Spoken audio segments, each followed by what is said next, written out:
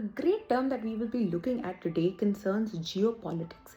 And India के regarding भी जो है बहुत इंपॉर्टेंट हो सकता है. This is the term called frozen conflict. Now very importantly हम कोल्ड वॉर टर्म से बहुत ज्यादा फेमिलियर है. इसका बेसिकली मतलब होता था कि हमारे पास जो दो हेजेमन्स थे, यूएस एंड यूएसएसआर, इवन तो इनके बीच में छोटी मोटी वॉर्स या टेंशंस पनपती रहती थी, से वियतनाम में, कोरिया के अंदर, अफगानिस्तान में, क्यूबा में, बट इन दोनों देशों ने कभी भी एक दूसरे के अगेंस्ट ओपन वॉर नहीं की थी. ना फ्रोजन कॉन्फ्लिक्ट जो है, बिकॉज ये हेजेमन्स को अप्लाई नहीं कर रहा है, ग्लोबल पावर्स को अप्लाई नहीं कर रहा है, बट अप्लाई कर रहा है सर्टेन कंट्रीज को और इनके बीच के टेंशंस को.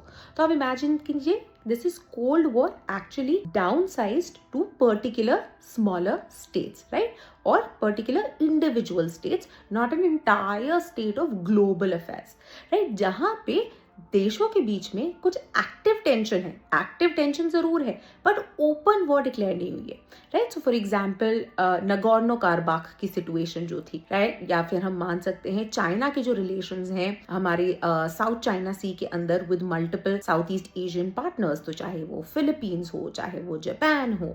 साउथ एशिया की अगर हम बात करें, हम बात कर सकते हैं इंडिया और पाकिस्तान की भी. इवन तो एक्टिव टेंशन है, राइट, तो हम सर्जिकल स्ट्राइक की बात करते हैं, एलओसी की स्कर्मिशेस की बात करते हैं, बट ओपन कॉन्फ्लिक्ट या ओपन वॉर नहीं है, जिसके कारण इसे भी फ्रोजन कॉन्फ्लिक्ट का एक एग्जाम्पल माना जा सकता है. Let me know what all other examples exist of frozen conflicts in the comments below.